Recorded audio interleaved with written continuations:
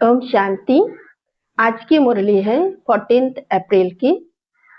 बाबा कहते हैं, मीठे बच्चे, देवता बनना है तो अमृत पियो और पिलाओ। अमृत पीने वाले ही श्रेष्ठाचारी बनते हैं। आज का प्रश्न है, इस समय सतयुगी प्रजा किस आधार पर तैयार हो रही है?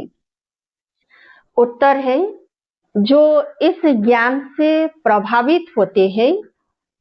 बहुत अच्छा कहते हैं, लेकिन पढ़ाई नहीं पढ़ते, मेहनत नहीं कर सकते, वह प्रजा बन जाते हैं।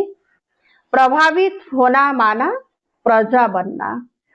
सूर्यवंशी राजा रानी बनने के लिए तो मेहनत चाहिए, पढ़ाई पर पूरा अटेंशन हो, याद करते और कराते रहे तो उच्च पद मिल सकता है।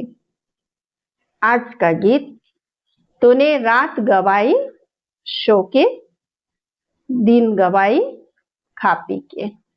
ओम शांति। बच्चों ने गीत सुना कि हमारा जीवन हीरे जैसा था, अब कोड़ी जैसा हो पड़ा है। यह तो कॉमन बात थी। बाबा बहुत सहज रीति से समझाते हैं, जो कोई छोटा बच्चा भी समझ सके।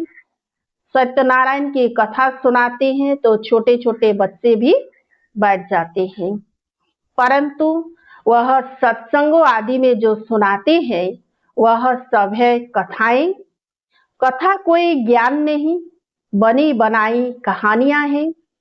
गीता की कहानी, रामायण की कहानी, भिन्न भिन्न शास्त्र है। जिनकी कहानियां बैठ सुनाते हैं वह सब है कथाएं। कहानियों से कोई फायदा होता है क्या? यह है सत्यनारायण की अर्थात नर से नारायण बनने की सच्ची कहानी। यह सुनने से तुम नर से नारायण बन जाएंगे। यह अमर कथा भी हुई। तुम निमंत्रण देते हो कि आओ अमर कथा तुमको सुनाई, तो तुम अमर लोक में चले जाएंगे। तो भी कोई नहीं समझते हैं। शास्त्रों की कहानी सुनते आते हैं, मिलता कुछ भी नहीं। जाएंगे लक्ष्मी नारायण के मंदिर में, चलो दर्शन करके आए, महात्मा का दर्शन कर आए। यह एक रस्म रिवाज चली आई है। ऋषि मुनि आदि जो होकर गए हैं उनको माथा टेकते आए हैं। पूछो रचता रचना की कहानी का पता है? तो कहेंगे नहीं, अभी तुम बच्चे समझते हो कि यह रचता रचना की कहानी तो बहुत सहज है, अल्फ और बे की कहानी है। भल प्रदर्शनी में जो आते हैं वे कहानी तो ठीक सुन लेते हैं, परंतु पवित्र नहीं बनते। समझते हैं यह विकार में जाने की रस्म रिवाज भी अनादि है। मंदिर में देवताओं के आगे जाकर गाते हैं आप संपूर्ण निर्विकारी हो, फिर बाहर आकर कहते हैं विकार में जाना तो अनादि है। इस बिगर दुनिया कैसे चलेगी? लक्ष्मी नारायण आदि को भी तो बच्चे थे ना। ऐसे कह देते हैं तो ऐसे को क्या कहें? मनुष्य का लकब यानी मर्तबा तो दे न सके। देवताएं भी मनुष्य थे, कितने सुखी थे लक्ष्मी नारायण के राज्य में।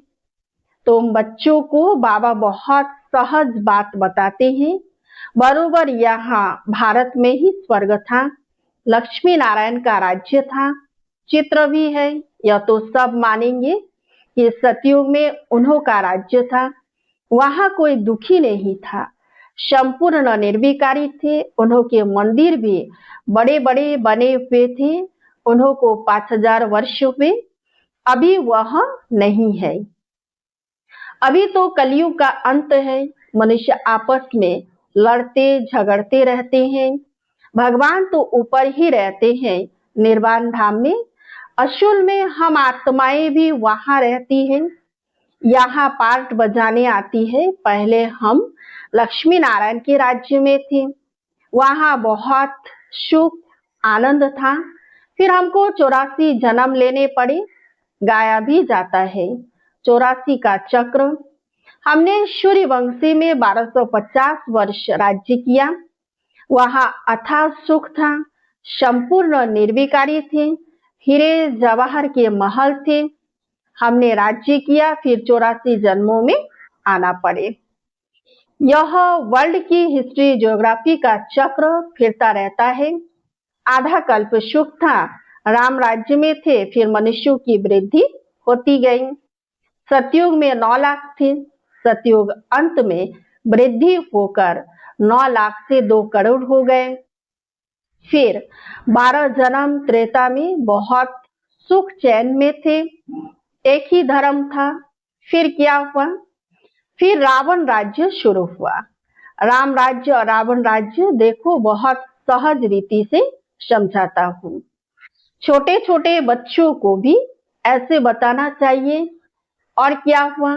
बड़े बड़े सोने हीरे जवाहरतों के महल अर्थक्वेक में अंदर चले गए। भारतवासियों के बिकारी बनने से ही अर्थक्वेक हुई। फिर रावण राज्य शुरू हुआ, पवित्र से अपवित्र हो गए। कहते भी है सोने की लंका अंदर चली गई। कुछ तो बचा होगा ना, जिससे फिर मंदिर आदि बनाए होंगे। भक्ति मार्ग शुरू हुआ, मनुष्य बिकारी होने लगे।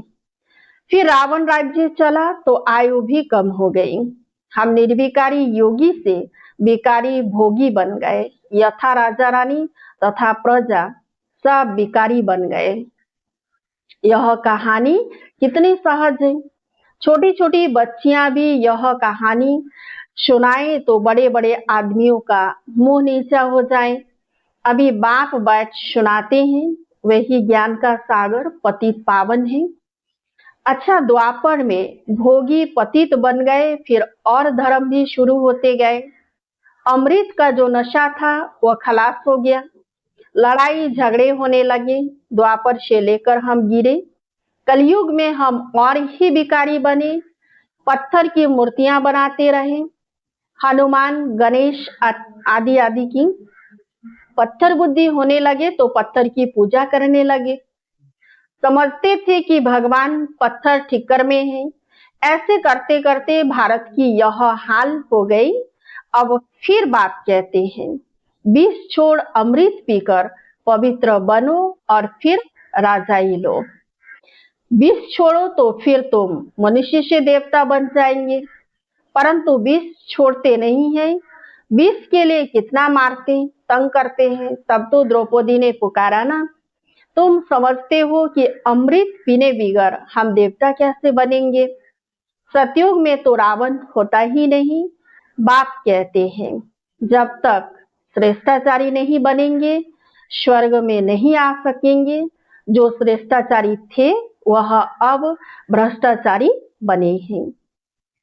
फिर अब अमृत पीकर श्रेष्ठाचारी बनना है। बाप कहते हैं, मामेकम याद करो, क्या गीता भूल गए हो?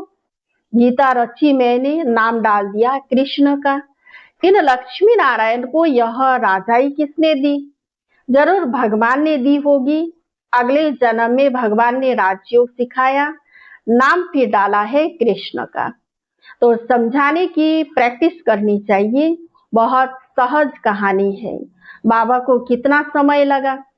आधा घंटे में इतनी सहज बात भी समझ नहीं सकती।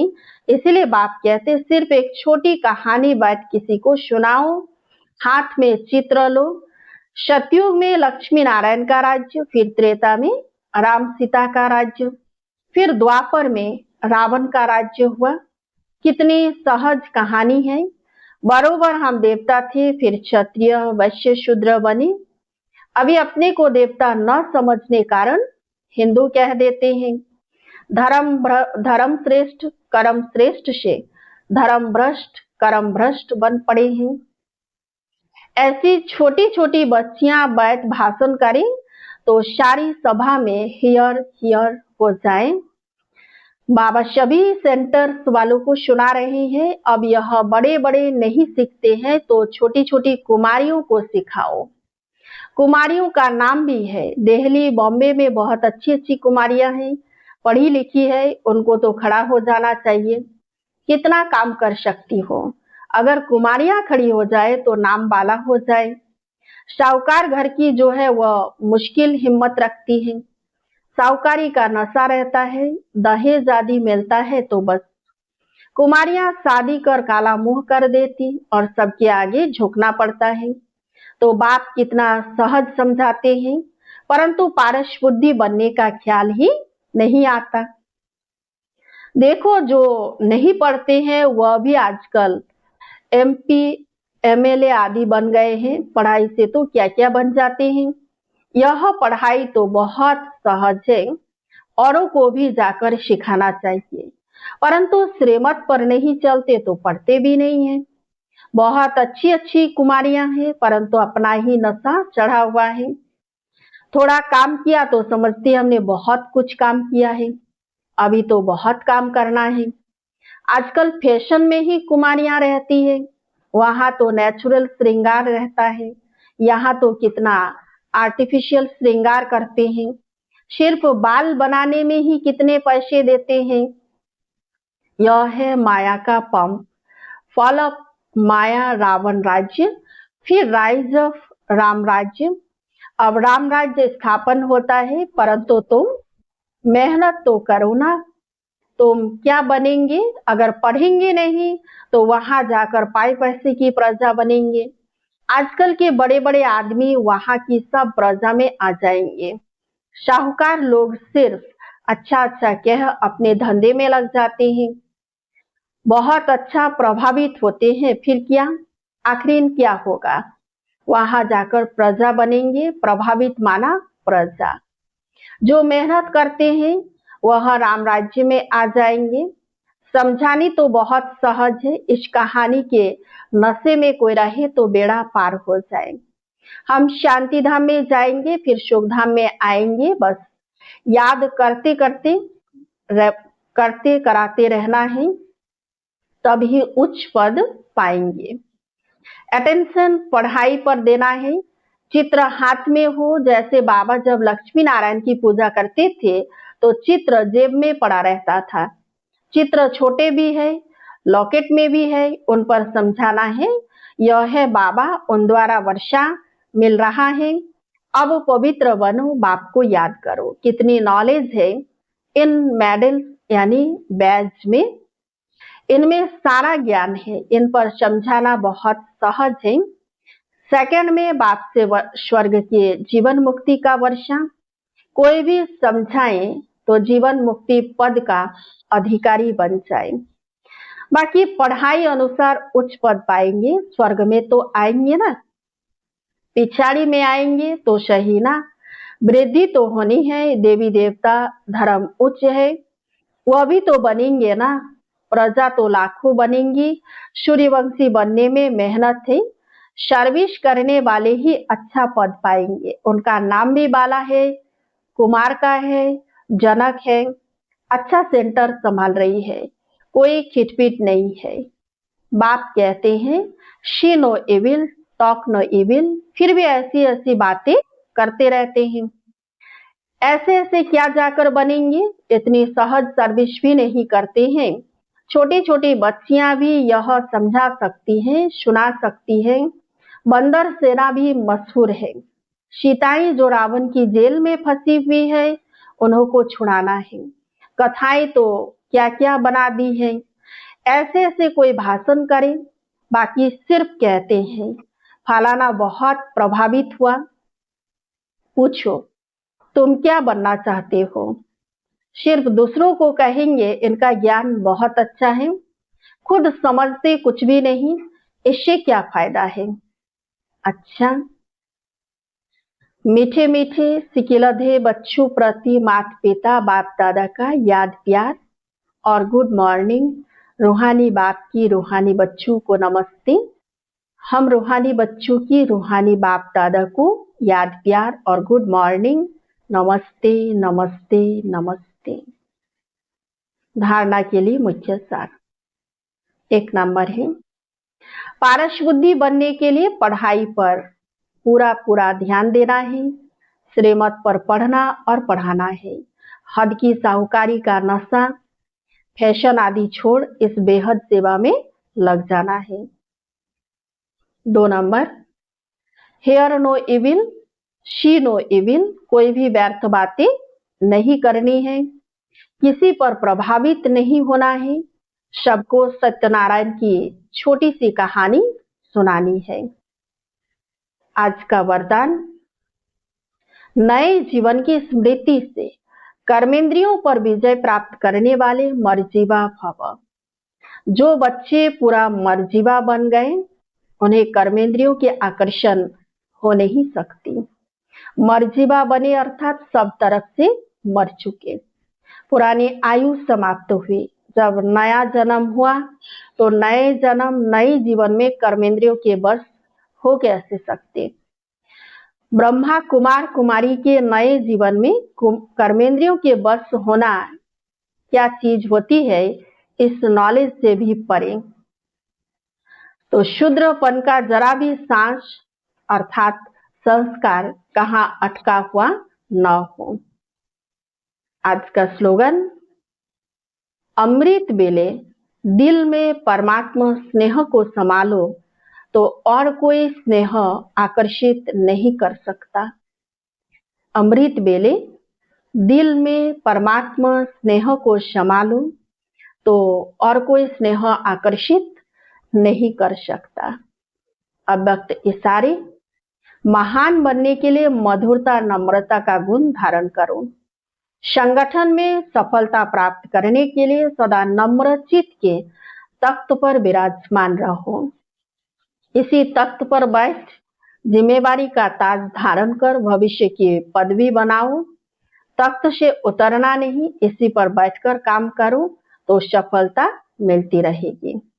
इसके लिए पहले आपका पाठ पक्का हो, इससे आपके संस्कार सबके साथ सहज ही मिल जाएंगे। ओम शांति।